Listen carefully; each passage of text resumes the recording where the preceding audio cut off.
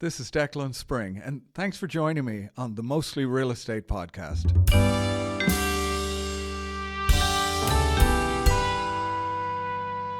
Have you ever wondered how to prepare a property for the market when all your money's tied up in equity? Have you ever wished you could renovate a home before selling it without paying anything up front? Well, today we're talking to Lara Richmond from Freemodel, a company that's kind of changing the way homeowners get their properties market ready. Freemodel funds and manages pre-sale renovations with no upfront costs, helping sellers increase their home's value and sell faster, all while taking the renovation stress off their plate and off the plate of their real estate agent, which means a lot to me. So let's break down the process, how it works, what homeowners should consider, and some behind-the-scenes insights into this innovative approach. So, Lara, thank you for coming to the Mostly Real Estate podcast. You know how happy I am to have you here. Thank you so much for inviting me to be here today. This is really fun and exciting. I appreciate it. Well, let's see if we can get an education on what Freemodel does. How was my intro? Your intro's good. I liked it. Yeah? Yeah. Okay. It was all right. chatty, personable, and understandable for the lay people, Okay. I think. Do you know what I mean? Yeah. Yeah, and maybe for realtors too. Well, realtors for sure, but you're Yeah. going to catch the people that, pre-sale renovation, like we all know what those things mean. Other people are, Oh, yeah, that's true. what is that actually? Yeah, what what is is- that? What yeah. does that entail? So, Oh my gosh, this could be a good conversation then. So I met you a few years ago when I reached out to Freemodel for help with an Albany property. And you were introduced to me as a project manager. So can you just kind of talk to me about your career and how you got involved with Freemodel and what your role is there? Sure. I have been renovating my personal houses since 25 years, probably. My husband and I have owned 7 houses in 7 different states that we've remodeled of our own. By house number 3, I had decided this was probably career ready for me. And I went to design school at GW and studied interior design and architecture there, and then started my business in DC. So I worked as a private interior designer there. I worked for a design nonprofit in New York for 4 years. And then I came out to the Bay Area about 7 years ago and started with Ethan Allen. And I ran 3 design centers for them. And when I decided I was done with retail, and during the pandemic when everything got really crazy and bananas and nobody had any employees and people couldn't come to the stores, I was all done. So I was looking for a new opportunity, and I found John Garner, who was one of the founders of Freemodel. We sort of found each other on LinkedIn and had lunch, and that was it. We were speaking the same language, and we were both interested in doing things the same way. And the joke is always, when I had my first conversation with the 2 founders, was, for me, I was like, wait a minute, I get to do all the fun stuff. Yeah. I get to talk to clients and do design and be on the project on the ground, get dirty, be with my contractors, and you're going to do the paperwork? Like, you're going to do the billing and my invoicing and pay contractors and all of the business parts that most creatives don't love. Yes. And they're going to handle that. And for them, they're like, this is the stuff we can do easily in an office. You have the hard job. And so both of us were very happy to meet at this place where we had these things to offer that were so compatible. And so that was how I started. Yeah, brilliant. I didn't realize it was that recent for you during the pandemic. This May will be 4 years. Wow, it's amazing. And the project management side now, as a realtor using Freemodel services, when I first approached Freemodel, I talked to a few agents who I knew had worked with Freemodel, and I asked them, what's the most important thing in your opinion about approaching Freemodel for a project? They said, the project manager. Like, that's the person you're going to deal with on the daily. That's the person who's going to make all the design selections, is going to coordinate the entire project, and is going to also probably decide who the contractors are, who's working on the project. Now, I know Freemodel will allow people other than those people you select to also work on a project. So we can get into that. But the project management side, for me, was the most refreshing part, because now you come along and you're going to, I cried, right? Because typically we manage a project. It's a lot of choosing. Yeah. Every light, every switch plate, every tile, every cabinet style, every faucet. It's hundreds of things it's hundreds of decisions to make. It's overwhelming for most people. It is massive. Yeah. And having worked with you then, everything is line by line by line by line by line, like down to this screw costs this much and that screw costs, and these 5 nails of this size will cost. I mean, it's amazing how detailed all of the work you do is, and how you inventory everything and that kind of thing. So explain people through, the basic process. Okay. What is a good fit for a Fremodel project, and that kind of thing. Let's just go real basic. Well, just to start, when you say choosing, like having the right project manager, every project manager at Fremodel, we're not actually employees. Think of us more like Uber drivers. So we're all contract employees. And so many of us have businesses outside of that. Like I know one who's a stager, but also does projects with Fremodel. Right. And so but you want to find the person that's the right fit for you. Yeah. Some agents are more hands-on. Some really want to hand you a key and walk away. Yeah. So there are multiple people to choose from to find the person that is personally and design-wise the right fit for you. Yes. And so you can ask around. There are enough of us that you can probably find one. Yeah. Because the personality is important.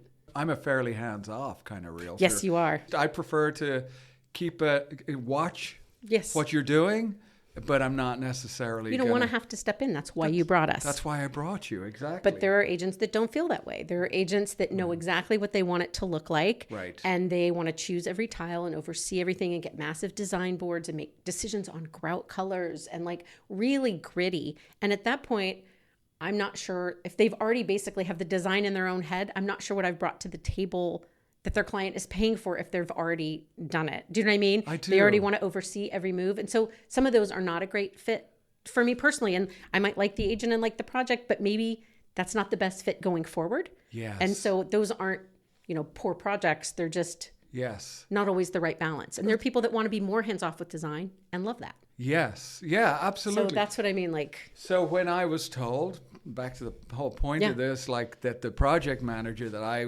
selected or chose to work with was probably the most important decision. Yes. It was pretty accurate. And fortunately I met you and I thought this is the right fit for me. So this has been great. We've had a great relationship with our project so far. We have so far. So, but so let's say your phone rings and there's potentially a project brewing.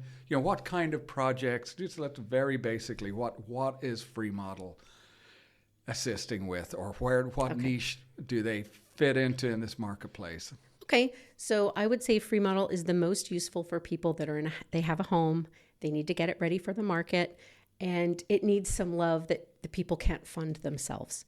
Right. So either it's somebody who has passed away and the heirs don't live here and they can't oversee this process, or there's no money left in, the heirs own the house, but there's no way to cash that to pay for a renovation. There's lots of that. There are divorces, I'm sorry to say, where money is tight and people are trying to get out of these and they're complicated. And also just people that bought and never had the time or money or know-how and just lived in what they purchased. And now it's 30 years later and you can't put that on the market in the Bay Area. It's not just will it not sell for enough, it's will it sell? Yes, that's an interesting question. Will it even get an offer? Because this is one of the trends, right, that we're noticing here in the East Bay, at least, is that people will pay more than the sum of the cost of the renovation. Absolutely. For the convenience of the fact that often it's a 2-income household. They don't have time for this stuff.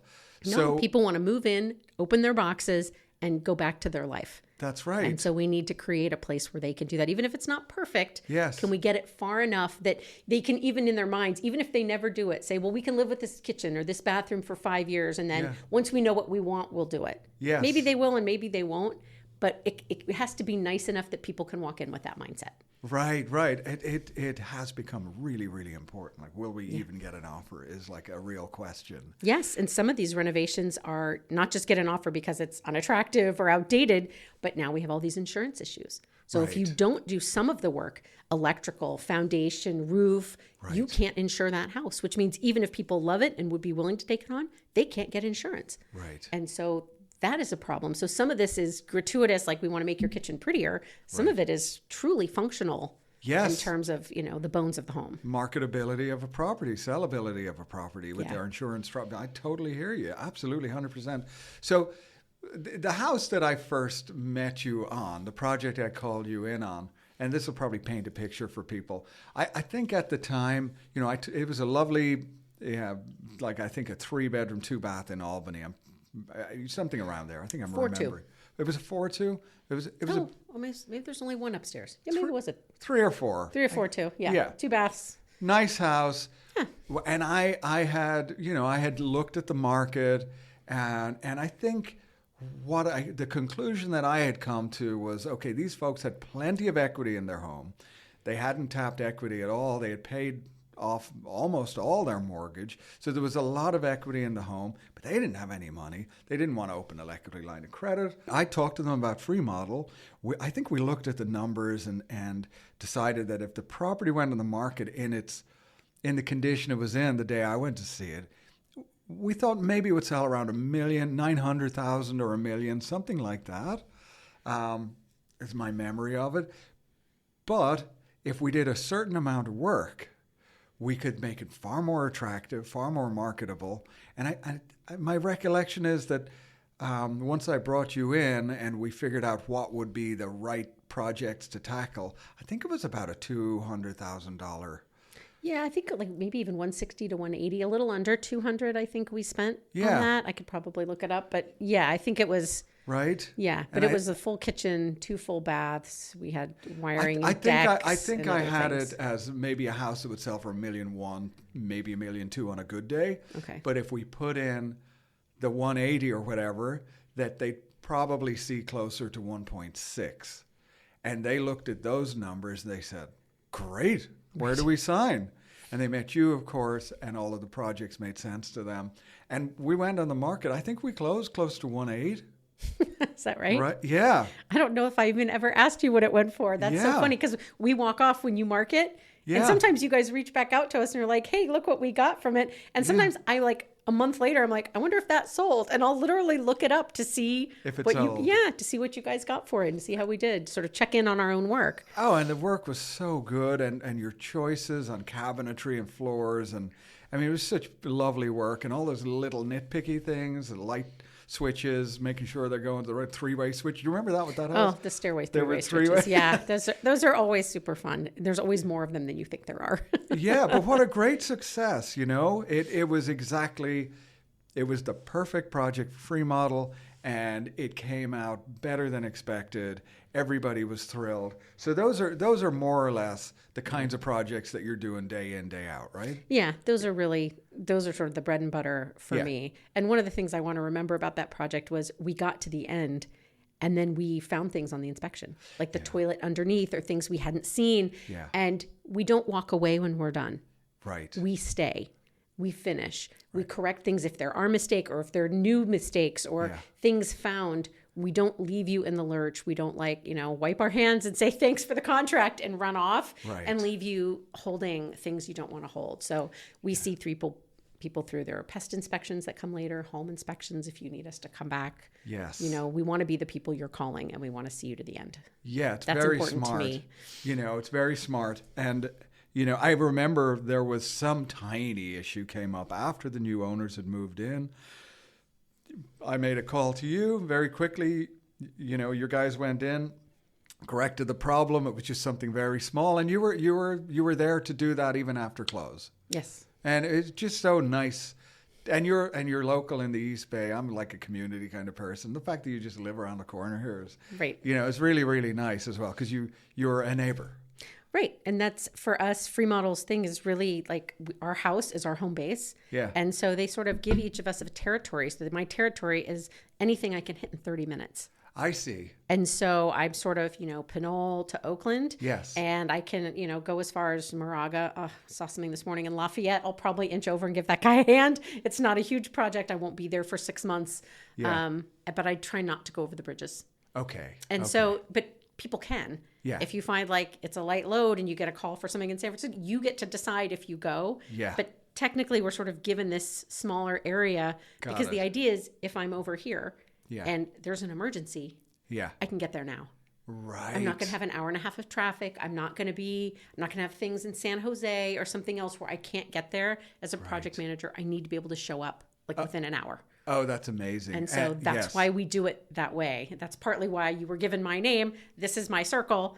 I am here. Yeah. But it also, for me, it means not only, I mean, I love houses and I love doing renovations, but it means I'm improving my own neighborhood. Yes. And I'm making the place where we live a nicer place. All these beautiful old homes, we're bringing them back to life and giving them, and hopefully another 80 years with more families and more life happening there. And that to me feels really good. I'm not doing it somewhere else in the Caribbean or, someplace not associated with me. I'm doing it down the street. I love that. You're a good neighbor.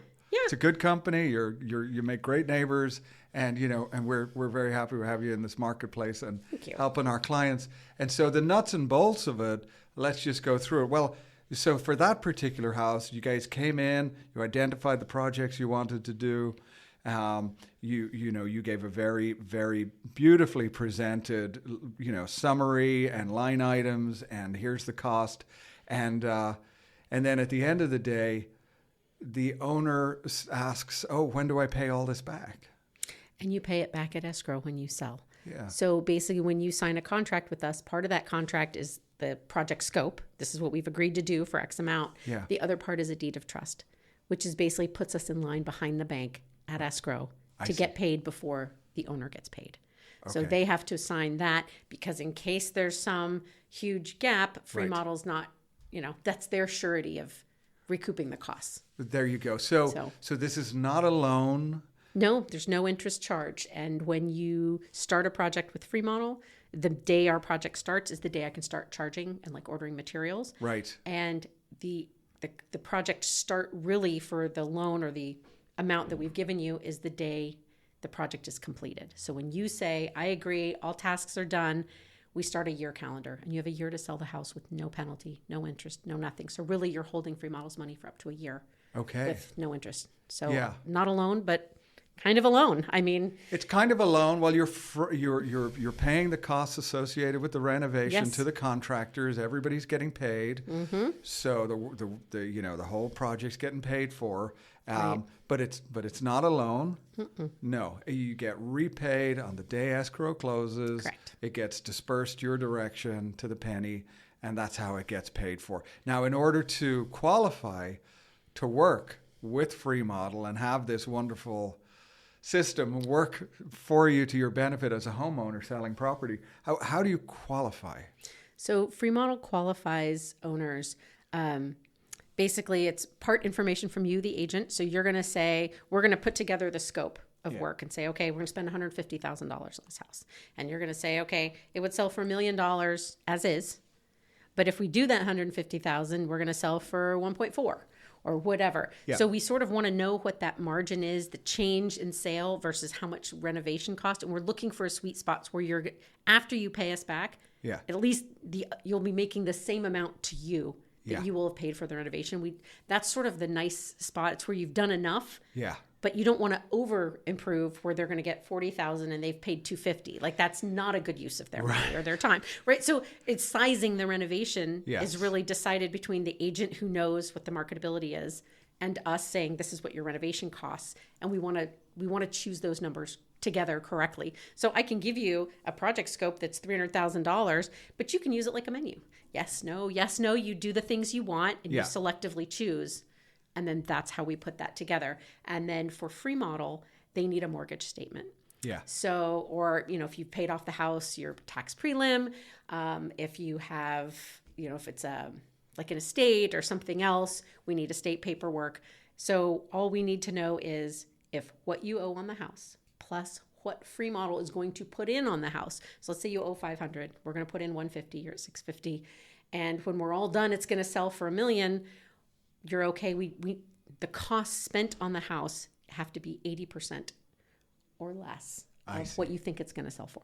I see. So that's our margin. So they want that extra 20% margin to know that they're clear in case it's a bad market month or an election year or all the things we know that make people squirrely and make prices change on a dime, right? So here, $100,000 isn't a big change on a house price. Really, when you're looking at 1.6 and 1.7 and 1.8, it sounds like a lot, but those margins can move pretty quickly. Yeah. So that's why they're careful about that 80%. You want to leave yourself that balance. So Fremodel knows they get paid at the end. So that's their...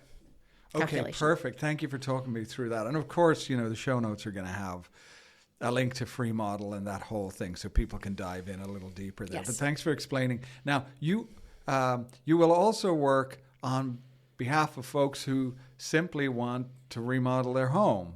Yes. And they're not looking to sell their property. Correct. And so I have no idea how that works, but we should just touch on it very briefly here in case there's any homeowner listening why would they turn to you for your expertise and your strategy if they're not selling? Explain that to me. I will. So this part is interesting. And I've done a bunch of these where I helped, a realtor brought me in to do a sale.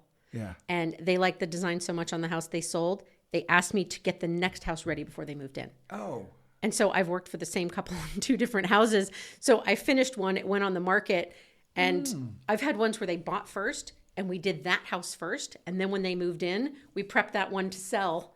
So in both directions, but I've worked with clients on both sides of the purchase. Wow. And sometimes it's just they've just bought a house and they need a designer, and most people don't have one on tap. Yeah. That's not a thing I think most people carry around in their pocket. And so they, agents now are working with these design companies and they have our names. Yes. So we can come in and do this with Freemodel as well. It's called an invoiced project. I see. So the first part is the same. We come up with our scope. Everybody agrees on what that is. Yeah. And then we decide how long that project's going to take. If it's an 8-week project, you are going to pay every 2 weeks on an invoice project. I see. So you're going to pay 25% the first 2 weeks. And your last payment you pay when the project's completed. I see. So if, let's say you have a change order in the middle and you decide you're also going to do your pool and you're going to do something else and you add $25,000 of stuff because it's going well and you're happy and you want to do a few other things, we put your change order in, we recalculate what it is, we recalculate the time, and then you're going to pay the new percentages per your 2-week installments till the project's done. I see it. That makes sense. And everything moves along fairly well. And then occasionally, Lara, there are projects that are, just design projects perhaps that just aren't a good fit for Fremodel. There's no need for Fremodel, but you're a great designer and people may want to tap into your skill set and work with you on a project just for design only. You're available to do that, right? I am. I have a private company that's my own. It's called Agave Interior Design, and I do both. I have I have some that are private, just design only. I do some of this with realtors who are having to manage their own projects. They can't afford Fremodel. Their client doesn't want to use it, or for whatever else. They just don't want to pick anything anymore. They don't want to choose all the lights and the tile, and they'll just say, here's a list of spreadsheets. Can you choose these things and make a design board for me? Sometimes it's that. Yes. Sometimes it's, can you do this and then help me find a contractor? Yes, I can do that. I have a huge slew of contractors I work with, depending on what you need. Yes. And so I do some of those when people, they want an invoice project, but they really can't afford the Fremodel markup. Yes. And they don't necessarily need project management to do a bathroom. Yes. Right? So I can help them put it together and then, oversee it, come by a couple of times, check on them, make sure the guy I've recommended to build it is doing what he's supposed to. Yes. And so they're sort of levels of design that people need depending on the project. And I have one now where they just want furnishings and actual interior design, not even a remodel, and this main level of their home. Right. They need furniture and paint and things on the windows and rugs and art. And so I'm doing that for private clients as well. Yeah. And it's so great because for example, if I go, let's just say I go on Amazon to look at sconces today, right? I mean, it's overwhelming, right? Yes. Whereas this is the world you live in, day by day by day, you're just selecting from this overwhelming number of products out there, and I love that about you because you have brought stuff into projects where I'm just I don't know where she's getting this stuff from necessarily, but it's hard to go look. I mean, and talk about analysis paralysis. The minute you're looking for a black flush mount light fixture, and you're and now it's got to go with the other 6 that are in view at the same time, but they shouldn't all be the same. And there are a lot, and you have to know, I just had this with a client who walked through her house and saw all the material boxes that we haven't opened because we're still in the middle of demolition. And some of the lights say matte black and some of them say bronze. He was very upset. He's an architect, very meticulous. And he's like, this is not acceptable. I was like, no, actually bronze from West Elm is black. So let's open the boxes. Yeah. And but to know that when I order that, it's going to look like this. There's the experience of that. Just it's, that's why you hire people to do that. I don't change the oil in my car. Guess why? Right? I mean, that's not my skill set. I'm sure I could learn it. I'm not an idiot, but like, that's not what I do all day. And it's a time saver. But to have you in and select stuff, it's priceless. Honestly, it's priceless. And it works out to everyone's benefit. It's a win-win. It's just a win-win. Does Fremodel take a percentage of the final home sales price, or is it strictly just the renovation fee? Strictly the renovation fee. So any profits made, I mean, that really is the whole point. That's the whole point, is we're doing this for the homeowner. Yeah. So whatever margin we take, and it's not tiny. I mean, there's always, even if you have a general contractor, they have a margin on top of their subs, and they bring in, and we bring design and project management on top of just construction.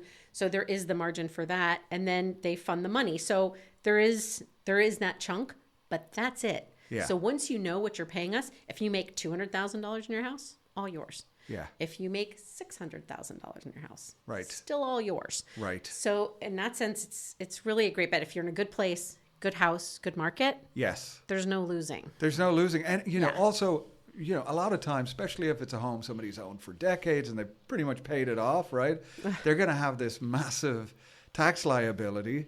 Yes. And so they, once they realize that, they're often looking for projects to pay for to, mitigate that liability. And this comes in handy. I mean, it makes sense to spend some money if you're facing down a massive, capital gains.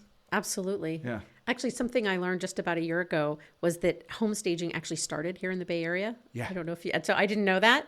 But now, I'm doing tons of work with stagers, so this stuff comes across. Yeah. But I've lived and sold houses in many other states where nobody does that. Yeah. And here, it's such a huge part of home sale. Like even homes where you do nothing except correct leakage or, you know what I mean? Or fix one rotten panel or something else. They still empty and stage the house. Yeah. That's such a funny thing here, but it tells you what do buyers expect to see. Right. Even in a rundown house, they want to see cute furniture. They want to imagine a modern life there. Yeah. And so for us, anything we can create so that we look good in photos, right? We're all selling to millennials on the internet. Yeah. That my job is to create something that a millennial on the internet is going to say, I want to go see that house in person. No, you're absolutely right. The way I explain it to my clients who are looking to sell their property is we have about a 2-second window of time where somebody's going to look at the first photo on their phone of your property. And if it's not if it doesn't resonate or hit them perfectly, we're not getting second number 3. We're just going to be pushed off, and they're never coming to the open house. They're just going to scroll. Yeah. Yeah. So I mean, that's it. That's your opportunity. Right. Is a second or two on somebody's phone, and they might be walking down the street. And, right. They can't even fully concentrate, and they're going to dismiss it. No, they're trying not to get hit by a car while they drink their Starbucks and scroll, right? Everybody's distracted and busy and I think that's why attention. Staging probably started here. I think we have some. Yeah, I'm just going to say it. I think we have some of the most intelligent realtors in the entire country, all kind of nested here in this kind of Berkeley, North Oakland area, in my opinion. But we also have a ferociously competitive market, right? Yes. So any advantage you can have when you're listing property, you want to take advantage of anything that you might have within reach. I think Berkeley is also the home of that list versus sales price peculiarity. There's nowhere else in the country outside of the East Bay where property routinely sells 40% over. That whole manufactured, which it's an entirely manufactured situation. Yes, and it's a history of underpricing, knowing people are going to overbid. Right. But some of it's insane, and it creates people's knowledge that, okay, whatever you're looking for, I can afford 1.6, so I'm going to look at anything up to 1.2. Right. Otherwise, I don't have a shot at it. That's right. And so trying to create those numbers and market, I can't imagine as an agent where you're trying to put that. But I've worked on a couple of projects, one in Berkeley that was actually 2 houses on the same lot. Yeah. And they listed for 1.8 and got 3.1. Wow. So people put 2.8 on that house and lost. Yeah. How do you know how to bid on those homes? I mean, I've got a couple I can just tell you in the last week, Oh, really? Oh, I mean, where I had clients writing an offer on property that I think both properties, one of them sold 80% over and one of them went 100% over. And that's just the market that we're in this particular moment in time. Yeah. And, but that kind of pricing, along with staging, that kind of stuff, I've heard the stories too, that really just all started here. And it's because of our incredibly intelligent group of realtors and just the ferocity of the market. Well, and also if you live in the Bay Area, we do have the best weather. Yeah. So if you're working in the city or in the Facebook camp or whatever else, tell me what you want to about the North Bay and the South Bay and everywhere else, or trying to live in the city and navigate. But the East Bay by far has the sunniest, nicest weather. Uh-huh. And we have great schools, and we don't have to cross bridges to go to Lake Tahoe or out to the farm stands or to get down to Santa Cruz or whatever else. So we're really in this beautiful, sweet spot. And then we get the view of the water in the city. So it is a sweet place to live. Yes. And it's not like there's a lot of people here, but the neighborhoods still feel like neighborhoods. Yes. I mean, I grew up here, actually, on the backside of this hill in Orinda. That's where I grew up. I didn't know that. Yeah, I lived here until I was 16, and we moved. But I came back. I've been here 7 years, and this is where I wanted to come back to, and I love this place for that. Wow, those East Coast winters, you couldn't... 25 years in D.C. and New York. I was all done. Yes, it was time to come home. I'll bet. I would say the craziest house I did last year, and it was a 2-bedroom, 1-bath in Berkeley. Yeah. A block off Solano. Yeah. So walking to everything. And we did everything. We probably put 220 into that house, and it was 1,000 square feet. So full heat pump with air. And we took down, basically 12 dead trees, I think, and rebuilt the backyard. New bathroom, new kitchen, but only 2 bedrooms and like a little den that really couldn't even be called a bedroom. Yeah. And they listed it for 1.8, I guess, and sold it for 2.1. Wow. Highest price ever sold for a 2-bedroom square footage in Berkeley. Wow. And that was last summer. I remember the house. That was insane when we heard that, because we had a friend who was a realtor who was looking at it with clients. She's like, my clients are totally going to get it. They're going to bid 1.9. And we're like, that's crazy. Right. And then they didn't get it. And we were like, what? Yeah. That is an insane number to pay for 1,000 square feet. Who pays that? It is insane. Yeah. But, it's supply demand, and you guys did a fantastic job. Yeah, the house was perfect. I mean, like nobody was going to have to do anything for 100 years on that house, right? All new wiring, all new plumbing, all new everything. Right, so house it's well worth it. Yeah. So, I think shout out to Arlene Baxter. Would that be correct? Yes, that was Arlene Baxter who did that with us. And the client who had lived there and left during the pandemic and then had a tenant who wouldn't leave. So it took a couple of years to have the tenant get out. But he was like in Colorado or someplace, not here. And he's like, I can't keep carrying that. Right. I need that so I got to do like the rest of my life. Yeah. And he showed up with a friend of his at the end, and they walked around like spinning like children in the living room. And they're like, if we knew it looked like this, maybe we'd have stayed.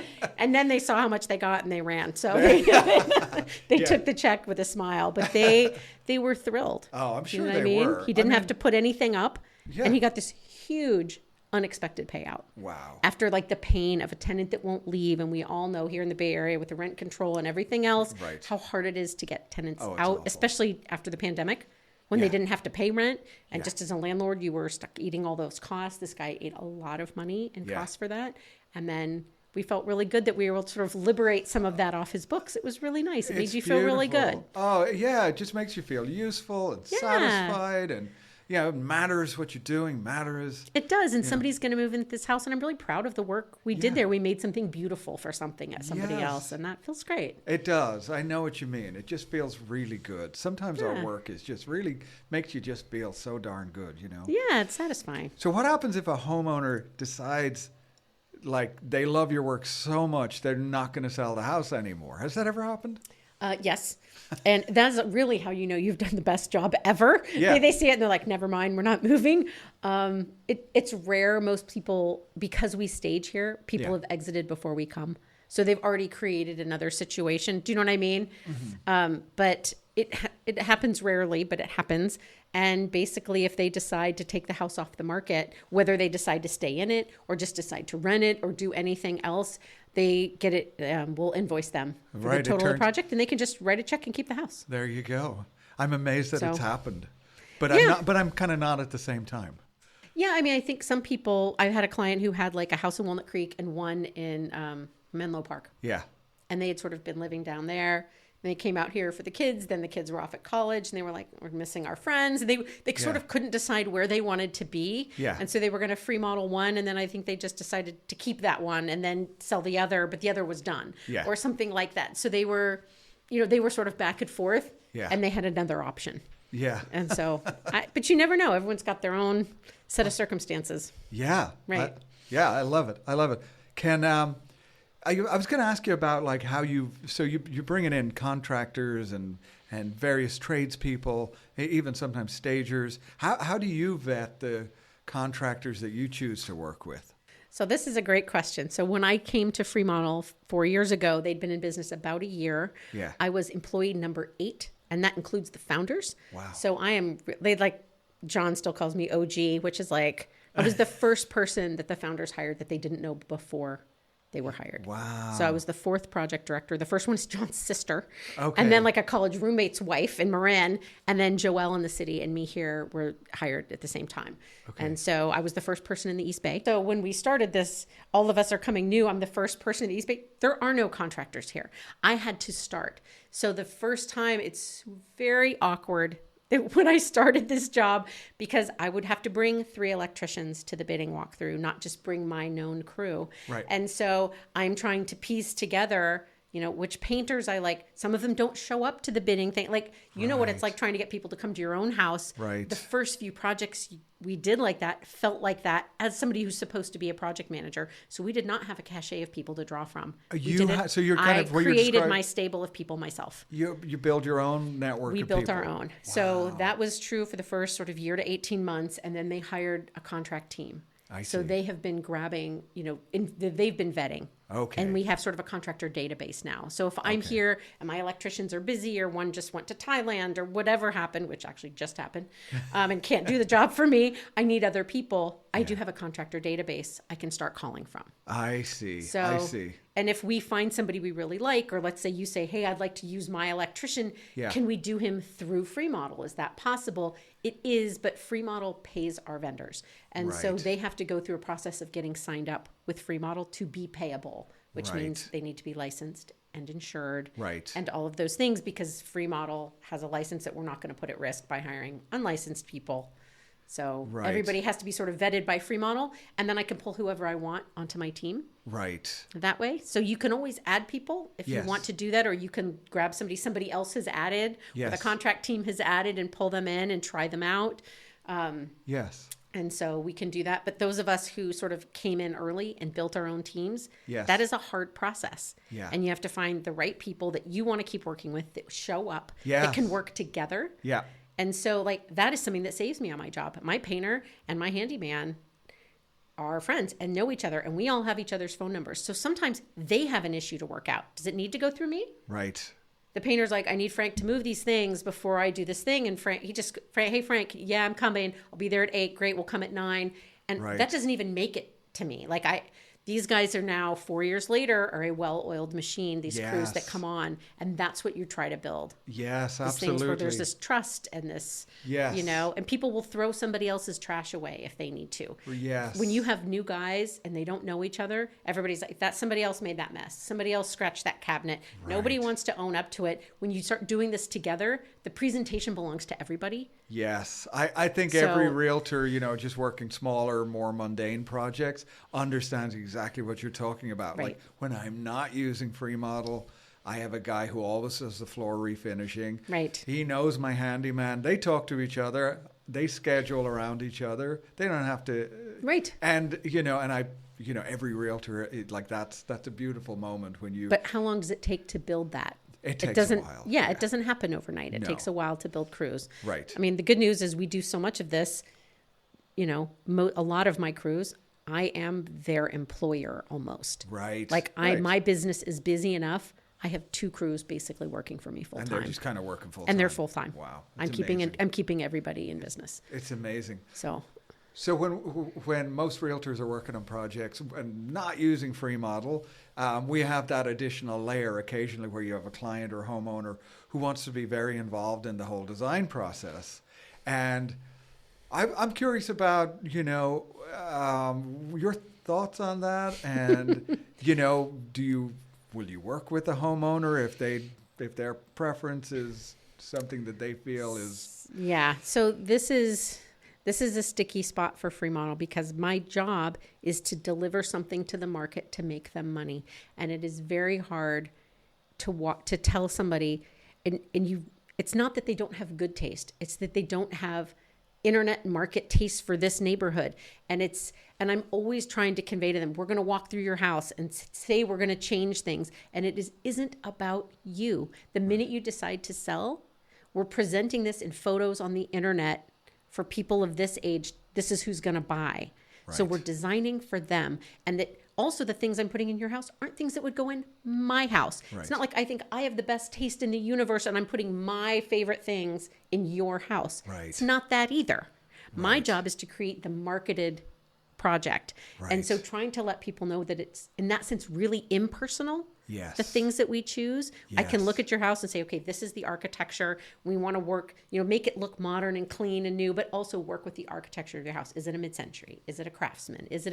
How do we pull those elements in so that these new modern things feel true to the house? Right. So I feel like that is really my job and helping people find that sweet spot. Right. And trying to describe my process to people. They're like, well, I really like this light. Right. Okay. So if we put that here, it's going to block your biggest window with the view. Right. It's a great light, but there's a reason we wouldn't put it in this location. Right. And so talking people through, this is why we choose these things. Often if you get through a couple of those, people are like, they understand like there are questions they're not asking because it's not their job. Right. Right. People can like what they like, but it's not their job. Right. And so we try to let people know, like, we're doing this to make you money. Not to make you feel bad about your design choices. And I can put whatever you want in your next house. Yes. Right? Yes. But this house, you've brought us in to do this thing, and please let me do my job. And some clients can't let it go and want to see everything. Those end up being difficult projects. Right. Because the clients are not letting go of the house. They're still holding on. I have clients who basically always wanted to renovate that house. And so when they bring Fremodel in to get it ready for the market, they basically want me to do the renovation they could never afford. They're scratching their own itch, but it's not in their best interest. No, it's not. And it's very hard. And those end up being worse outcomes. Okay, so... Because you're trying to compromise or work with these people, and they're making choices that are not going to help the sale of their home. But they think that this is how the house should have always been. It's what I would have done. And then they want Fremodel to do their own HGTV on the house that they're about to sell. Yeah. But it's hard for me to feel good about a project when I know that that's not how the house will best show. Yes. And there's only so much of you can sort of say that nicely before the client owns the house and is paying for the project, and we have to... I get it. I can but those are challenging because they're basically shooting themselves in the foot. They are, and it's hard to tell them that. Yeah. So for an invoice project where somebody's going to continue anything you want, whatever you want, who cares, right? Why are we doing this? Well, we're trying to target an audience out there, and you're not the audience. You're selling. Right. But everybody thinks they're the audience. Right. Right. Right. Well, if I was buying, this is what I would want. Yeah. But you're not the majority buyer. You're 70 and we're selling it to people in their late 30s and early 40s with young kids that want to move into the Berkeley school district. Yeah. So that is not their aesthetic. Yes. They don't want antiques from the 40s.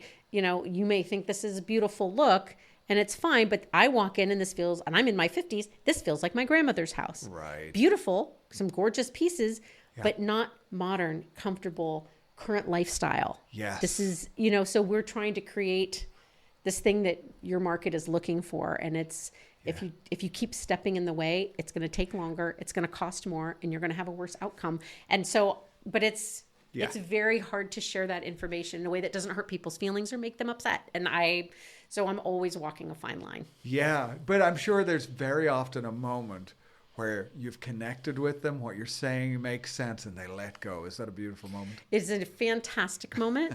And then some people never let go. And then they weren't satisfied to start because they always wanted to do it themselves. Those are the people that are selling under duress that don't really want to sell. So they're at least going to see the house done the way they want before they have to let it go. And so some people, there's no moving. And then other people, I had somebody once, this was my favorite. I walked into a house with an agent that I knew well, and we had done, 6 or 7 projects together at that point. And the clients are like, so here, look around. And then the guy turns around and hands me a key. And I'm like, I haven't given you an initial estimate yet. I brought no subs by. You don't know what this is going to cost. Maybe you want to give this to the agent. And he's like, no, it's going to be great. We're going to Portugal on Tuesday. Right. And let me know when it's done. I'm like, well, I write, weekly updates to keep you updated. He's like, sure. So they handed me a key. I'm like, I'm going to put it in a lockbox so we all feel comfortable. I have one in my car.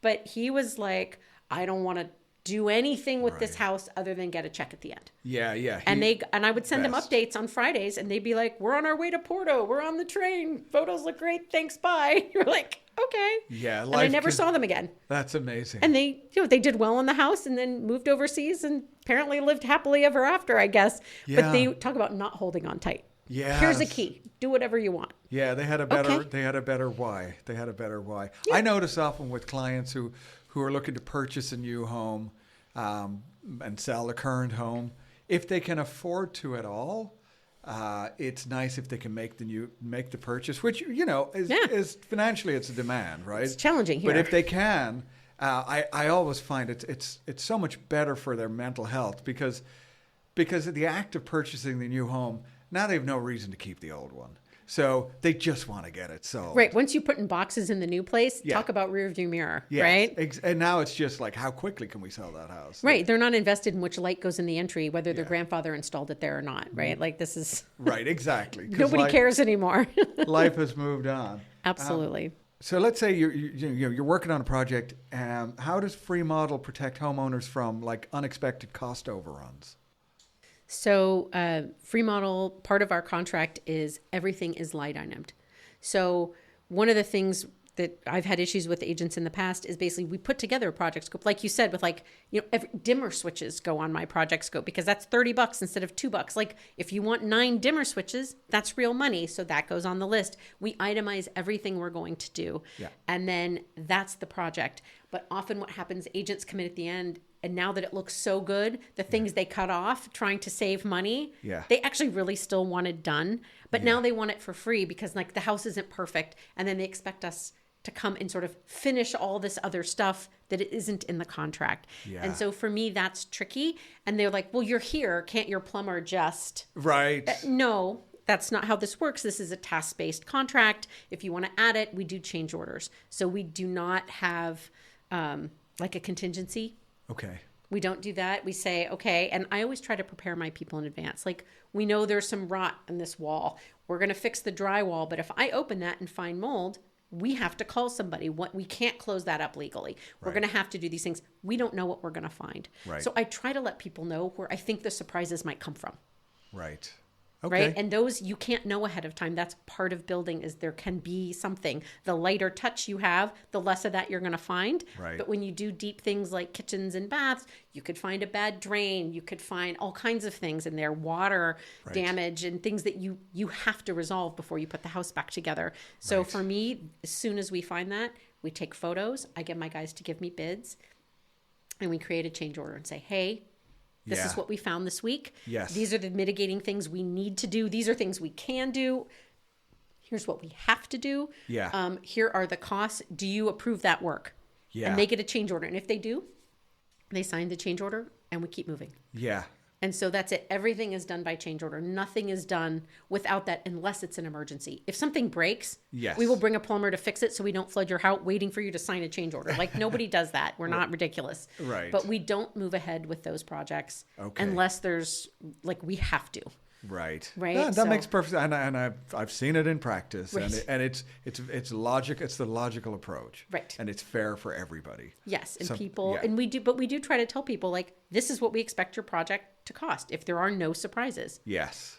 If your house is this old and you've done zero maintenance, we should expect some surprises. Yes. These are the places I think we'll find them. Yeah. Yeah. And if you're really worried about surprises, then you'll be smart and you'll do your pest and home inspections first. Nobody likes to do that. They don't want, Right. records of what the house was. But Right. I'm not a home inspector. I can see what I can see, but Yeah. I do not go through and do my walkthrough and poke at woodwork on your fascia. You know what? That's a And good so- point, because for the couple of projects I've worked with you on, I got a pest before I reached out to you. Yes, that's very unusual. You should know.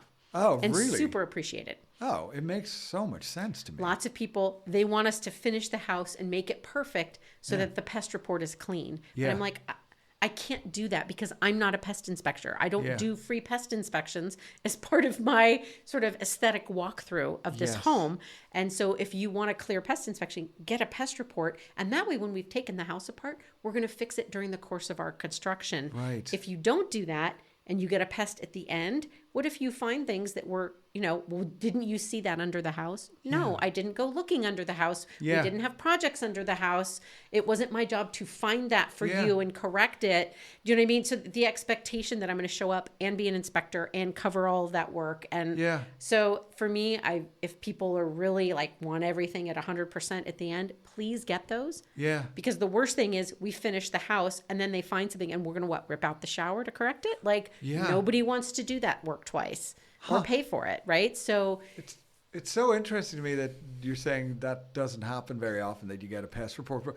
Nope. I was talking to a home inspector the other day, because I'm more often now encouraging clients who want to list property with me. I'm more often encouraging them now to do a verbal walkthrough with an inspector, not a written report, but just do a full walk around. I take all the notes. I know what all the action items are. It's not documented. It's not a disclosure. It's just kind that of a would heads also up. be appropriate. I would Yeah. just want to see that list, Yeah. right? You can give it to me Yeah. without, or show it to me, or read it over the phone where I can take my own notes and Yeah. whatever. I know people don't always want to have everything written down. I understand for disclosures Yeah. why people make those decisions. But it puts everybody in a tight spot at the end. We're trying to stage your house Yeah. and get people to come through for broker opens. And now Right. you want us to fix deck boards that were painted, that they found rot underneath at a stair. I'm like, why are we Yeah. doing this now? Yeah. It Right? seems, And it puts everybody in a tight spot at the end. because you got to know the chessboard. You got to know how the game is played. You have to know the moves. Because we know what's coming up 4 weeks from now if we're getting a property ready, but we didn't Right. do the pest inspection. You're setting yourself up for a problematic inspection. You are. And- And then, yeah. but I don't want that that's hard when they decide it's my problem. That I Yeah. should have caught everything on a pest inspection. Yeah. That's my job is not to be an inspector. Do you know what I mean? So do you that's, recommend, if an agent calls and it's a big project, do you sort of say, hey, you might want to think about doing a pest inspection? I always encourage it. You do? And more now. I don't Yeah. think I did it enough when I was starting. Yeah. But now I do, especially if we're going to do something with deep work. Yeah. If they're not just going to paint some trim and Yeah. change some light fixtures, the sort of lipstick on a pig situations, those I don't bother. Yeah. But anything where we're going to do really a full kitchen, full bath, or it's a really high-end property where people do expect a clear section 1 on their pest Right. report. Yeah. You Yeah, need to. and we have interesting things coming up, by the way, that I'm finding now. I'm having to talk to the homeowners about and really consider what we do. We know that there's a ban coming into effect January 1st, 2029 on gas appliances. That's furnaces, stoves.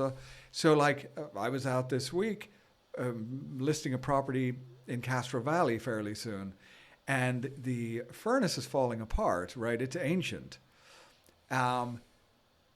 But we decided, you know what? There's no point in replacing this. There's a new roof on the house. It's a perfect time for solar to come in and maybe do a different type of heat system in that house. Why would we replace a furnace? It doesn't make any sense. The new owner can make a decision with the knowledge that there's a ban coming into effect in Right. January. It's up to them to decide what. So understanding what in store for us in the future, also dictates. But not everybody makes those decisions. I have Yeah. a house right now where it's an old gas furnace with the huge plenums and the asbestos wrapped ducts, and yeah, the whole yeah. thing's a mess under the house. And we had a price to replace the gas furnace because that's what they have, Yeah. and it was like $2,500 more to do a heat pump.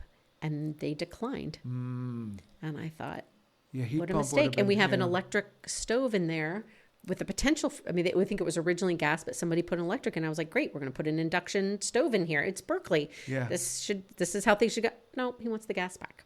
Yeah. And I'm like, to sell, you want to put all gas appliances back in here? Like this, Yeah. Berkeley's going to be in the front of the line for electrification. Yes. So this is like, you like to cook on gas, but again, it's not for you. And so this is where the market is going to want to see a heat pump and an electric dryer and an electric stove Yes. and all of those things. So the minute they put solar panels on, Yes. it's free. And so, but again, homeowners, people get in their own, well, this is $3,000 cheaper. Right. But it's a gas furnace as opposed to a heat pump. Yeah, and be it's going to have careful- to go be anyway. careful where you think you're making a savings. It's not. It's often No. a short-sighted call. Well, and a gas furnace for that much money for an extra $3,000, you're going to get air conditioning. And Yeah. I'm sorry, but it's getting hotter. Like even here in Berkeley, if you're Yeah. down on the flats, or if you're, it's Yeah. much hotter. There are some hot days here in September and October. So Yeah, we're definitely seeing longer runs of warm weather. No question about that. absolutely. What would be like a really challenging renovation project and how you handled it? I would say I've had a couple of challenging projects in the last couple of years. I had one where the agent was did not have a lot of experience with renovation. I think she had mostly worked with people that couldn't afford larger projects. She was excited to try us out. Yes. And everything went great through her signing off and the hug at the end. And then things kind of fell apart. And it was the things that she thought she knew but didn't understand that came back.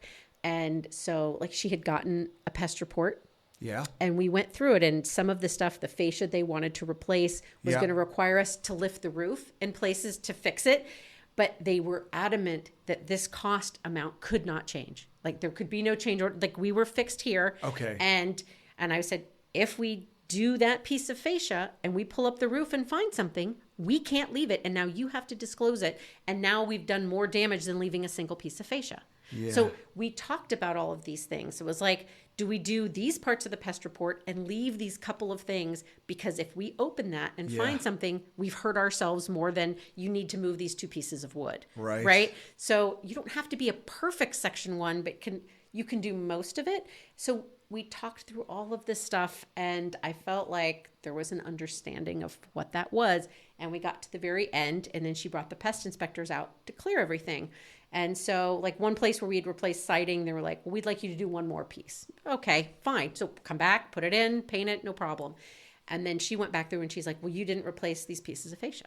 We were never going to replace those because we had this conversation where that could be the roof and it could be these other things. She's like, well, I told them they'd have a perfect section 1 and now you need to come back and do that. And she's like, and I don't care if it's $10,000. Don't you care if your client is happy? We very much care if the client is happy, but if you have told them something incorrect because you did not understand, like you said you understood this conversation, I thought we were speaking the same language. She took it away that like, you'll do everything. Yes. And so we had to go back through emails and through contract stuff and what people understood and signed. Yeah. And so she ended up leaving very upset because I think for the agent, it made her look poor in front of homeowners because she didn't understand her job.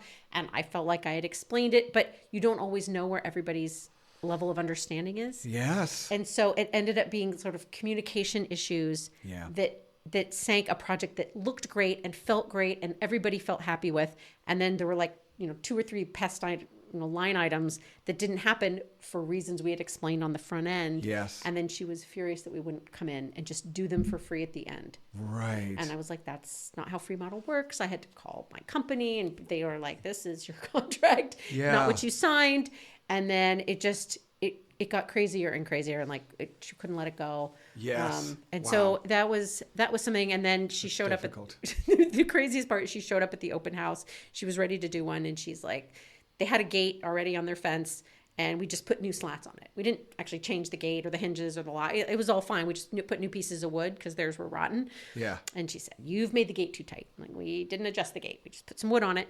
And she's like, well, it's not opening. And now it's raining and you've made everything so tight my gate won't open. And she's like, and here's what happened. And she showed me a picture of the gate like leaning, like halfway falling off.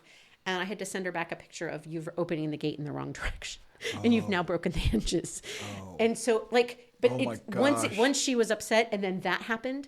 And then it was clearly Oh my We gosh. actually just went back and fixed the gate for free because Yeah. we couldn't do the pest stuff for her. We're like, I'll send somebody to take care of the gate. Yeah. Sorry, you're like pushing on the pull gate.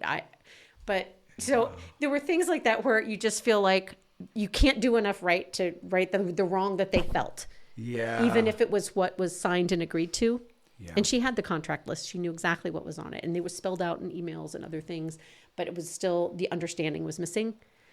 And so I always feel like even though I felt like we spoke about it ad nauseum, was there something else I could have said to make her not put herself in that position with the buyers? So it got uncomfortable. It's a tough spot to be in. It is. Yeah. And I understood for her, Yeah. but that means I don't have $10,000 Yeah. to pay for this work and then a new roof. Yeah. Do you know what I mean? For two I pieces of totally wood, I get was it. like, nobody's going to do that. That's not how this business works, and we can't.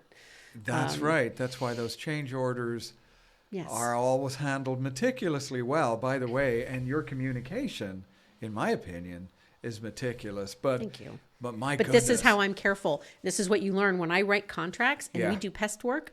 I literally, my line item has the item number from the pest report. Yes. 11J from pest report, description, cost, so that they can't go back and say, well, I thought this meant that. No, this says 11J, not 11I, not 11M. Right. Do you know what I mean? Just Yeah. so there is no confusion. After things like that, I am very meticulous about You're communication. so meticulous. I love it. And you do. Thank you. So, and just, the level of care that you bring is, I love it. Because you do a Friday, like, update, wrap on the project, which, by the way, I notice often comes in after 9 p.m. on a Friday. So, and I feel like, oh my God, she's not really doing Fridays this. are my longest day of the week, but that is how I go into my weekend. So Yeah. I run all week, but I make no appointments on Fridays. I I don't see. ever see new properties.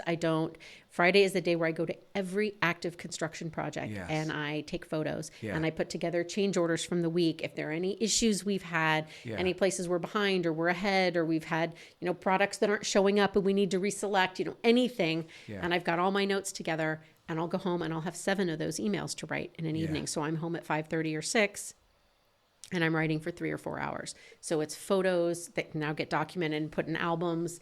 I'm writing contracts, change orders. It's a great system. But then you've I got a go great into the system. weekend, like even if I work till 10, I've put this in everybody else's box and then I have a weekend. Yes. And that for me is mind clearing so that I get to have a weekend. Was that your own decision on how how you put together your own systems, or Yes. was that a Freemodel directive? Freemodel wants us to keep clients updated, but they were, especially when I started, not specific about how. Okay. That was my decision for how people feel. Here's what we did this week. Here are the Right. photos through the week. Here are issues we've had. Here's the change order. Here's this other thing. We don't need to do this. You're going to get a refund. Here's that change order, whatever it is. Right. And then here's what's coming next week. Oh, I love it. And so people that aren't here, people that are in, Maryland or North Carolina or Portugal or wherever, Yeah. they're getting their own little HGV wrap-ups, Yes. on the house. But then it helps me as well. It helps me sort of in my own mind, okay, I've put these things away. Here are the things I'm focused on next. But it also helps me keep my job sites clear. Yeah. It keeps agents and homeowners from feeling like they need to go over and babysit a project, which they don't because you've brought us on.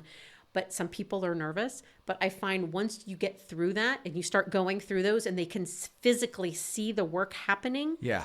they relax. And they're like, well, I don't have to drive 2 hours to check on that because That's I right. just saw the photos or whatever else. Yeah, you feel like you're just in good hands.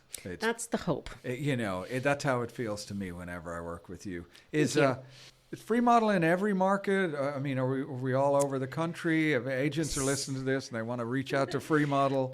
Fremodel is all over California. Okay. And we are in Texas and Florida. Wow. Okay. And I can tell you from having some like project director meetings, I had some of this stuff does not translate the way it does in the Bay Area. Like when you're living here, you think this is how we do real estate. Yeah. And then somebody in Houston, she had been a stager and then came on with Fremodel as a project director. Yeah. But she does some of the staging for her clients. And she said that, it was really hard to convince them to spend that $2,000 on staging. Yeah. But it's important. And I love the face. People can't see the face you just made of $2,000. Who only pays that for staging? Which is the face like everybody in California was like, I'm sorry, what? Where we're 7, 10, depending on the size of the house. Sure. Right? Places where they spend nothing and pieces are like $2,000 on staging, but I convinced her it was important to bring some new pieces. Wow. So they're still using the majority of the homeowner stuff, but they're bringing like, the new white sofa and clearing some things out. And I was like, everybody here is like, that's not really a staging budget. But that's crazy. Hearing the difference in the markets is interesting. Now that you're talking about staging, though, it does allow me to highlight something else that I really, really appreciate about Fremodel, which is that you'll do everything, but you don't insist on doing everything. Like, for example, the project that we're working on right now, I told the homeowners, we could have Fremodel do everything, including the staging. But I sat down with them. I said, we're using Fremodel. Why? Well, because you just don't have a huge budget, but you have plenty of equity. So Fremodel's a good fit. But you do have a little bit of money. And they said, yeah, we do. I said, well, how much do you have? We looked at how much is available. And I said, well, look, you have enough money to pay out of pocket for staging. There is a markup with Fremodel, a little bit. And so it would make more sense, in my opinion, if you just pay out of pocket for the staging. That way you save a little bit of money, and we're using Fremodel correctly. And right. Fremodel's okay with that. They don't mind. They don't at all. And I have agents who want us to do everything through, cleaning and windows, landscaping and staging. I have other people who really just want us to do the main construction. Mm-hmm. And then they have cleaners, landscapers, and stagers of their own. Yeah. Some people, everything except staging or everything except window. And I don't mind that because that's all at the end. Right. I don't want 5, subs that I don't know on the project while we're working. And Fremodel does get particular about that. When we're owning that job site, that's our license and our insurance and our workers' comp. And I don't know who these other people are. And they can break something, and then is it my responsibility? So I run a fairly tight job site during the construction phase. Got it. But once we're sort of, the construction's done and now it's cleaning and windows and some landscaping and other things, they could be my subs. I'm happy to run that for you. If you have people that you use all the time and you love your landscaper, the way he puts things together, and he's got a vision for this, great, use him. Yeah. And we'll walk off when we're done with the things you need us to do. Yeah. And I really like that. It's fair. It allows us. Fair. It allows us to have a really proper conversation with our clients about, Fremodel has a markup for this thing that maybe you don't need to pay the markup because it's just staging and it's not the construction. Right. So let's save a little money there. And if you save that markup, you can get a better stager, or you have more, you can do more spaces outside depending on the home or whatever it is. Or you could just save a little money. But right. it allows you to have more choices. Yeah, that's as you walk into staging. Because I know some people are like, well, we can do 2 outside areas. Where should we do them? Yeah. And where people are making those sorts of choices. That's right. Or maybe we'll do 2 bedrooms. And I had somebody once, not do all the bedrooms. It was a lower market property. Yeah. And they're like, let's just show them what a bedroom would look like. But maybe we won't do everything everywhere, just because it was in South Oakland and it wasn't a lot of money. And I think some of the expectations were a little different there. And the agent and the homeowner were like, this is how much we have for staging. And I'm like, okay, if you could afford it, not with me, so that you can do more in the house. Yeah. And then, Yeah, very fair. Very fair. That's just a lot of goodwill. Again, it gets back to being a good neighbor and all that stuff. There's goodwill. Well, and we want to be partners with our agents. Yeah. Right? Like, we don't want to come in and take over, and we're not, not Nazis. Like, we're not coming in and we have to own it and everybody go away, and we're not jerks about it. We want to work with everybody. But the smoothest projects are the ones where we control the site during heavy construction. There you go. And when people have a little say, in design or whatever on the front end before we're started. Yeah. And then you just let us run. Yeah. The more interjections you get in the middle, it's confusing. There are mistakes or misinterpretation. You're going to add time. You're going to add other things, and you end up with a worse outcome. Yeah. And so if people do want to say, I want to do it up front. Well, I can't thank you enough for your time today. I mean, I've taken up plenty of it, so I'm going to let you go. I'm sure you have places to be. Let's go through, I'll have everything in the show notes, but if people want to reach out to Fremodel, I think it's just freemodel.com. It is. Right? So you can go to freemodel.com. Now, if people want to reach you directly, because perhaps they're not interested, maybe they just want some design help. Okay. What's a good way to reach you? It's my first name, Lara, and I'm at agaveinteriordesign.com. Oh, so agaveinteriordesign.com, it's its own website? Mm-hmm, it is. You can reach me there. I'm going to put that in the show notes as well. Okay. So now people can either look into Freemodel or they can look you up directly just by checking the show notes. Yep, absolutely. I'm a big fan. I'm a believer. Lara Richmond, it's been absolutely lovely to have you. I wish you best of luck with all the projects in action and look forward to hearing about the success stories down the road. Thank you so much for having me. I really appreciate being invited on.